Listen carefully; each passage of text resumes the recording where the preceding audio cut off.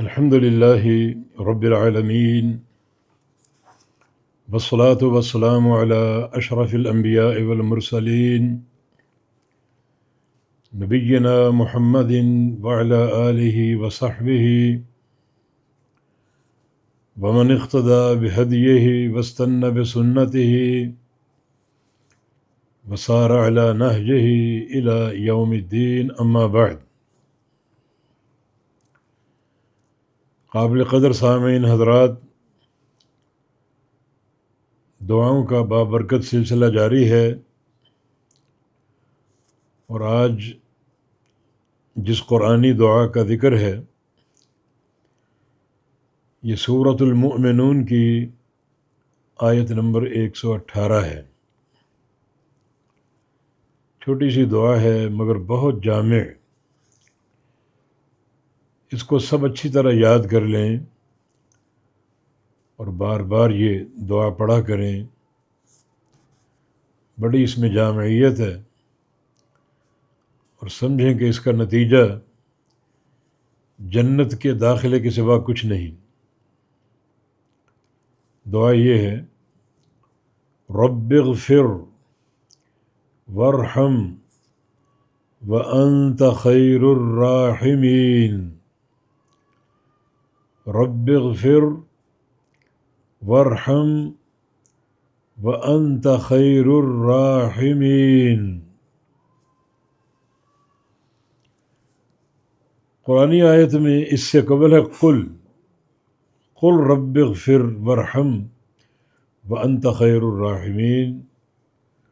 قل، آپ کہیے اے میرے حبیب، امام الانبیاء،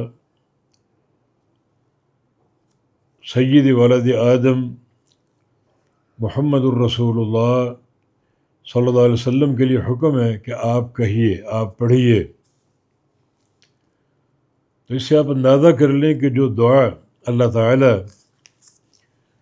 اپنے نبی کو تعلیم فرما رہا ہے، اور جس دعا کے پڑھنے کی اپنے نبی کو تلقین فرما رہا ہے، وہ دعا کتنی جامع ہوگی اور کتنی عظیم اور زبردست ہوگی۔ تو اے میرے حبیب، آپ کہیے اور آپ یہ دعا پڑھیے: ربی، اے میرے رب، اغفر، بخش دے، معاف کر دے، وارحم، اور رحم فرما دے، وانت خیر الراحمین، اور تو تمام رحم کرنے والوں میں سب سے بہتر ہے۔ یہ دعا کا ترجمہ پھر سن لیجئے: ربی، اے میرے رب، اغفر، بخش دے اور معاف فرما دے، وارحم، اور رحم کر دے، وانت خیر الراحمین، اور تو تمام رحم کرنے والوں میں سب سے بہترین ہے۔ یہ وہ جامع دعا ہے۔ سوال یہ کہ نبی علیہ السلام کس چیز کی مغفرت طلب فرما رہے ہیں؟ نبی تو معصوم ہے، اور ہمارا عقیدہ ہے کہ نبی کا کوئی گناہ نہیں ہے۔ اس کے باوجود آپ مغفرت کی بڑی دعا کرتے تھے۔ ایک حدیث میں آتا ہے کہ انی استغفر اللہ فی الیوم 100 مرہ، میں ایک دن میں 100 بار استغفار کرتا ہوں۔ اور ایک عبداللہ بن عمر رضی اللہ عنہما کی حدیث ہے کہ ایک مجلس میں رسول اللہ صلی اللہ علیہ وسلم یہ دعا فرما رہے تھے بار بار: رب اغفر لی وتب علی، اے میرے رب، مجھے بخش دے اور مجھے معاف فرما دے، میری توبہ قبول فرما لے۔ یہ دعا آپ پڑھ رہے ہیں اور بار بار پڑھ رہے ہیں۔ عبداللہ فرماتے ہیں میں نے گننا شروع کر دیا تو اسے ایک مجلس میں رسول اللہ صلی اللہ علیہ وسلم نے یہ دعا 100 بار پڑھی تھی۔ تو مغفرت کی دعا کا کیا معنی؟ اس کا ایک سبب امت کی تعلیم، کہ جب میں معصوم ذات اتنی کثرت سے استغفار کرتا ہوں تو آپ کو کتنا زیادہ استغفار کرنا چاہیے، اور آپ کس قدر استغفار کے محتاج ہیں۔ اور ایک حدیث میں نبی علیہ السلام کا فرمان ہے، طوبی لعبد وجد فی صحیبتہ یوم القیامہ استغفارا کثیرا، اس بندے کے لیے جنت کی بشارت جو قیامت کے دن اپنے نامہ اعمال میں کثرت سے استغفار پائے۔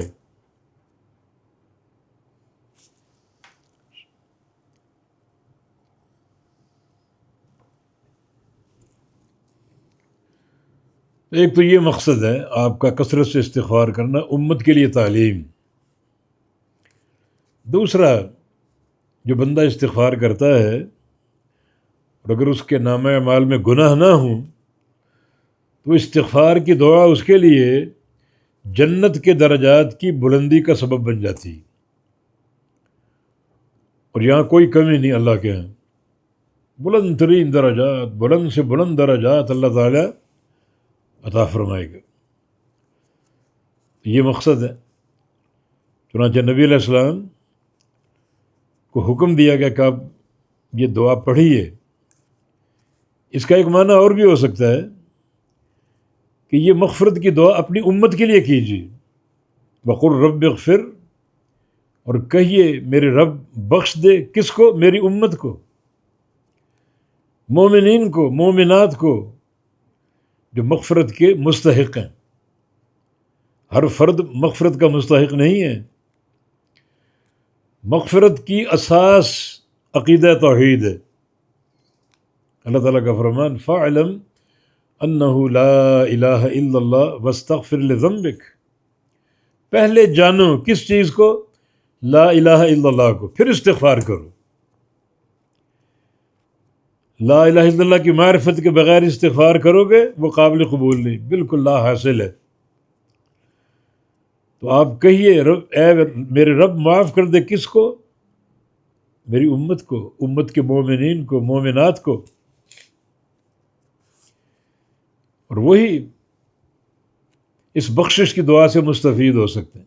اگر عقیدے میں خلل ہے، توحید میں خرابی ہے، تو ان کی کوئی توبہ، کوئی استغفار قبول نہیں ہوگی، اور کوئی ان کے لیے استغفار کرے وہ قابل قبول نہیں ہوگی۔ تو یہ عظیم دعا یہ کثرت سے پڑھنی چاہیے۔ اس میں اللہ تعالیٰ سے دو چیزوں کی طلب ہے، رب اغفر وارحم، اے میرے رب بخش دے مجھے، اور اس کی بڑی اہمیت ہے کیونکہ گناہوں کی بخشش کے بغیر کوئی جنت میں نہیں جا سکتا ہے۔ اللہ تعالیٰ کا فرمان، یغفر لکم ذنوبکم ویدخلکم جنات تجری من تحتہا الانہار، کہ اللہ رب العزت پہلے آپ کے گناہوں کو بخشے گا، پھر آپ کو جنت کا داخلہ عطا فرمائے گا، کیونکہ گناہ ایک نجاست ہے، پلیدگی ہے، غلاظت ہے، اور جنت ایک ٹھکانہ پاکیزہ۔ تو نجاست کو لے کر کوئی بندہ پاکیزہ مقام پر کیسے جا سکتا ہے، جنت میں کیسے جا سکتا ہے؟ تو یہ مغفرت کی اہمیت ہے۔ جنت کا داخلہ مغفرت ذنوب کے بغیر ممکن نہیں ہے۔ اس لیے رب اغفر، اے میرے رب مجھے بخش دے۔ یہ اغفر جو ہے اس کا اصل معنی چھپانا، اغفر چھپانا۔ عربی میں ایک لفظ ہے مغفر، دونوں کا ایک ہی مادہ ہے، غین فا را، اور مغفر اس لوہے کے خود کو بولتے ہیں جو مجاہد اپنے سر پہ پہنتا ہے جب وہ جہاد کے لیے جاتا ہے، لوہے کا خود، تاکہ اس کا سر دشمن کے وار سے محفوظ رہے۔ تو چونکہ سر چھپ جاتا ہے اس خود کے نیچے، آج ایک ہیلمٹ آپ جانتے ہیں جو موٹر سائیکل سوار پہنتا ہے، اور وہ ہیلمٹ اس کے پورے سر کو چھپا لیتا ہے، تاکہ اگر حادثہ ہو تو سر جو ہے وہ چوٹ لگنے سے محفوظ رہے۔ تو اغفر اس میں جو معنی وہ چھپانے کا، میرے گناہوں کو چھپا دے، مجھے وہ نظر ہی نہ آئے، خاص طور پہ قیامت کے دن گناہ نظر ہی نہ آئے، چھپا دے، مجھ سے دور کر دے۔ تو یہ ہے پہلی طلب، یعنی مغفرت طلب کرنے کا فائدہ کہ گناہوں کی بخشش کے بغیر کوئی شخص جنت میں نہیں جا سکے گا۔ دوسری طلب ورحم، اور رحم فرما۔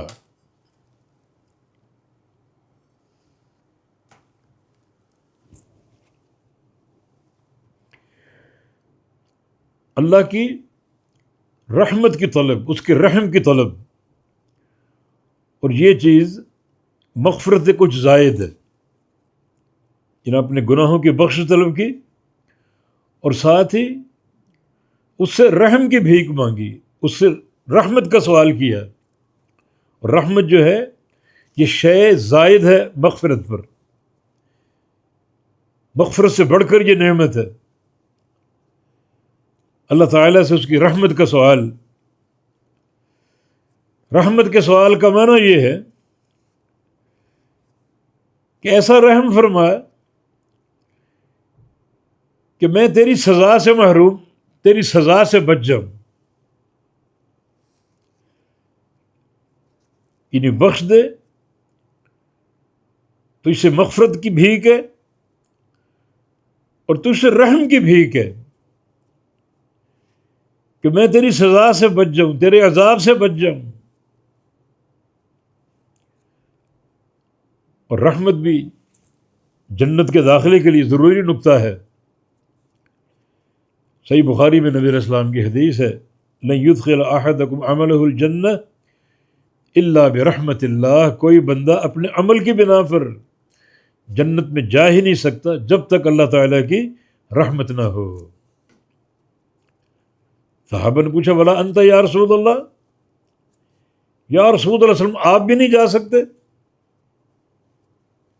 فرمایا کہ ولا انا، میں بھی نہیں جا سکتا، الا ان یتغمدنی اللہ برحمتہ، جب تک اللہ مجھے اپنی رحمت سے ڈھانپ نہ لے۔ تو یہ قیامت کے دن رحمت کی اہمیت ہے،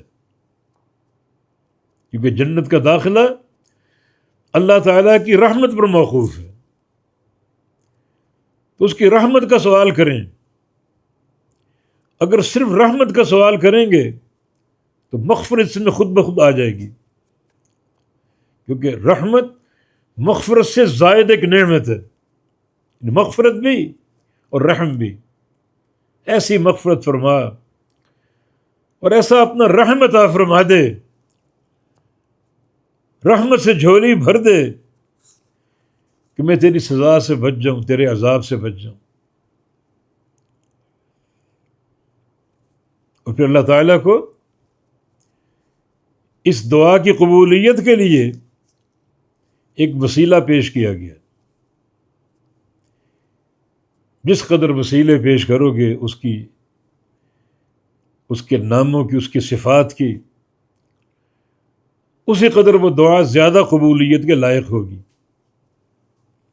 وسیلہ کیا ہے؟ وَأَنْتَ خَيْرُ الرَّاحِمِينَ، اور تو تمام رحم کرنے والوں میں سب سے بہترین ہے۔ یہ وسیلہ ہے، کسی کی شخصیت کا وسیلہ، کسی کی ذات کا وسیلہ نہیں ہے کہ نبی کا واسطہ، ولی کا واسطہ نہیں، یہ وسیلے بدعت ہیں۔ اللہ تعالیٰ کی صفات کا وسیلہ، اور یہاں کیا وسیلہ؟ وَأَنْتَ أَرْحَمُ وَأَنْتَ خَيْرُ الرَّاحِمِينَ، اور تو تمام رحم کرنے والوں میں سب سے بہترین، تو ارحم ہے، سب سے بڑا رحم کرنے والا، تمام رحم کرنے والا۔ کیا معنی اس کا؟ جب سے دنیا بنی ہے رحمت کا دروازہ کھلا ہوا ہے، مخلوقات رحمت کرتی ہیں۔ ایک حدیث میں نبی علیہ السلام کو فرمانا کہ ان اللہ خالق 100 رحمہ، اللہ تعالیٰ نے 100 رحمتیں پیدا کی، ان میں سے صرف ایک دنیا میں اتار دی، بندوں کو دے دی، اور بندے اسے ایک رحمت سے مستفید ہو رہے ہیں. اسی ایک حصے میں سے ماں اپنے بچوں پر رحم فرماتی ہے، جانور اپنے بچوں پر رحم کرتے ہیں، ساری مخلوقات، فرشتوں میں ایک رحم ہے، بندوں میں ایک رحم ہے، جانوروں میں، پرندوں میں، درندوں میں، چرندوں میں رحم ہے. یہ سارے رحم کرنے والے اپنے اولادوں پر، بچوں پر، بیماروں پر، کمزوروں پر، جب سے دنیا بنی اور جب تک دنیا قائم رہے گی لوگ رحم کرتے رہیں گے.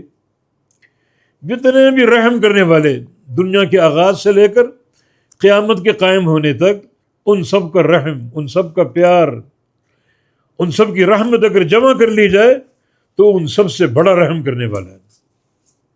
کتنا بڑا، اس کی کوئی انتہا نہیں. جو اللہ نے رحمت پیدا کی 100 حصے، اس کا ایک حصہ ہے یہ، باقی 99 حصے بعد میں، وہ قیامت کے دن وہ بھی جمع کر لو. اللہ ان سب سے بڑا ارحم ہے، سب سے بڑا رحم کرنے والا.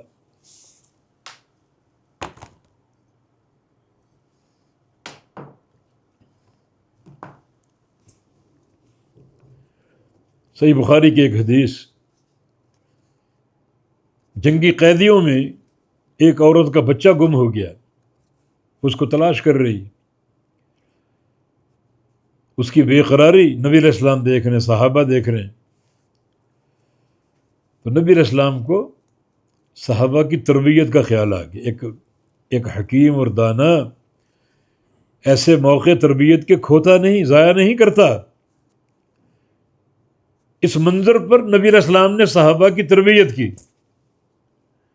سوال کیا، اترونہا طارحۃ ولدہا فی النار، اس خاتون کو اگر بچہ مل جائے تو اپنے ہاتھ سے اس بچے کو آگ میں ڈال سکتی، جلتے تندور میں پھینک سکتی؟ عرض کیا کہ نہیں، یہ ممکن ہی نہیں. اس کی بے قراری، اس کی ممتا کی تڑپ دیکھیں.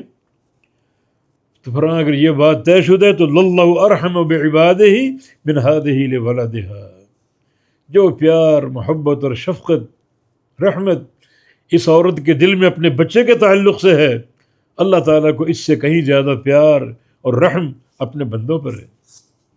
اس کی رحمت کی انتہا نہیں. انت خیر الراحمین، تو سب سے بہترین رحم کرنے والا ہے. یہ وہ عظیم دعا ہے جس میں 2 چیزوں کی طلب ہے، گناہوں کی بخشش کی اور اس سے زائد رحمت کی طلب کی.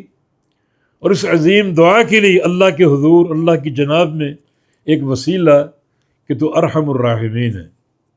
اور بہت سی دعائیں نبی علیہ السلام کی جن میں ان 2 چیزوں کی طلب موجود ہے. صحیح بخاری میں حدیث ہے، ابوبکر صدیق رضی اللہ عنہ نے نبی علیہ السلام سے عرض کیا، مجھے ایک دعا سکھائیے جو میں نماز میں مانگوں. نماز میں آپ نے دعا سکھائی، یہ نماز میں تشہد میں مانگو، سلام پھیرنے سے قبل قبولیت دعا کا محل ہے، وہ تشہد میں یہ دعا مانگو. کیا اللہم انی ظلمت نفسی ظلما کثیرا ولا یغفر الذنوب الا انت فاغفر لی مغفرۃ من عندک وارحمنی انک انت الغفور الرحیم. یا اللہ، میں نے اپنے نفس پر بڑا ظلم کیا ہے، یعنی گناہوں کا ظلم، بڑا ظلم، اور تیرے علاوہ کوئی گناہ کو بخشنے والا نہیں ہے. فاغفر لی مغفرۃ من عندک، اپنی مغفرت سے مجھے معاف فرما دے، وارحمنی، اور مجھ پر رحم فرما. اور پھر بطور وسیلہ اللہ تعالیٰ کے 2 نام پیش کیے، انک انت الغفور الرحیم، بے شک تو الغفور ہے، بڑا بخشنے والا، اور رحیم، بڑا رحم کرنے والا ہے. وہی 2 چیزوں کی طلب. امام بخاری رحمہ اللہ نے یہ دعا ذکر کی ہے، اللہ تعالیٰ کی صفت سمع کی عظمت کو ثابت کر، وہ کیسا سنتا ہے. ابو بکر نے دعا کا سوال کیا، آپ نے یہ دعا تعلیم فرمائی. کہاں؟ تشہد میں پڑھنے کے لیے.